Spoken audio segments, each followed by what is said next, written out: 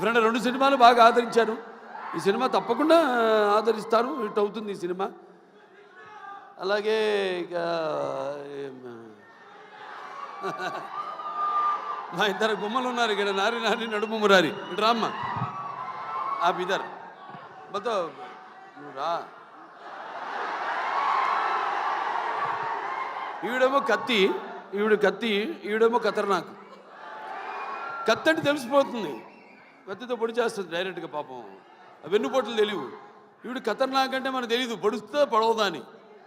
నిన్న చూడండి, అదేది కత్తులతో కాదు కంటి చుప్పుతో చంపేస్తాను నేను, ఆ టైపు.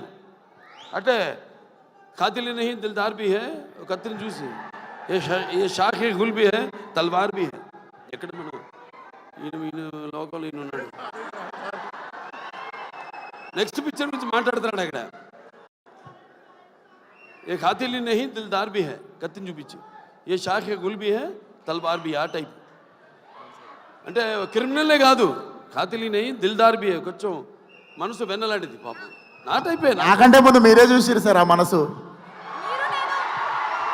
ఏ షాఖే గుల్ भी है అంటే ఒక పుష్ప గుచ్చంలా కనిపిస్తుంటుంది, లేకిన్ దిల్దా కానీ మర్చిపోద్ది కత్తని, ఆ టైప్. సో మంచి అనుభవం ఈ అమ్మాయితో మన సినిమా డిక్టేటర్ యాక్ట్ చేయడం. ఎందుకంటే ఇద్దరం ఒకే టైపు, ఎమోషను మాలో ఉన్న ఆవేశం అయితే ఏమి, బబ్లింగ్నెస్ అయితే ఏమి, రెండు కూడా మ్యాచింగ్. నేను అదే బ్యాషోలోకి వెళ్తే భయపడ్డా కదా, ఇప్పుడు బ్యాషోలో లేను కాబట్టి. సార్ అలాగే అమ్మాయి కూడా నేహా శెట్టి,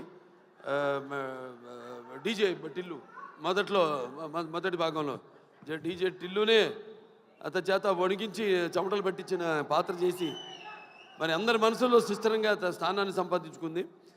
సో వాళ్ళిద్దరు పాత్ర గురించి చెప్పాడు ఆయన, విశ్వక్సేన్ గారు అలాగే డైరెక్టర్ గారు చెప్పారు. ఎందుకంటే నాకు సినిమా గురించి తెలీదు. చూసిన తర్వాత మళ్ళీ నెక్స్ట్ ఈ యొక్క సినిమా విజయోత్సవ సభలో మాట్లాడతాను. ఈ సినిమా విజయోత్సవ సభలో మాట్లాడతాను. చప్పట్లు కొట్టు అందరినల్లా. సరే, ఈయనేమో ఎవరు బ్యాకింగ్ లేదన్నారు, ఎవరో ఇందాక. ఎందుకు లేరు? నేను కాదు, వాళ్ళ అమ్మ నాన్నగారు ఉన్నారు. వాళ్ళ నాన్నగారికి చెప్పక్కర్లా, జెమ్మాలజిస్టు, జాతకాలు, వాస్తులు, బ్యాకింగ్ ఉంది కదా, కరాటే.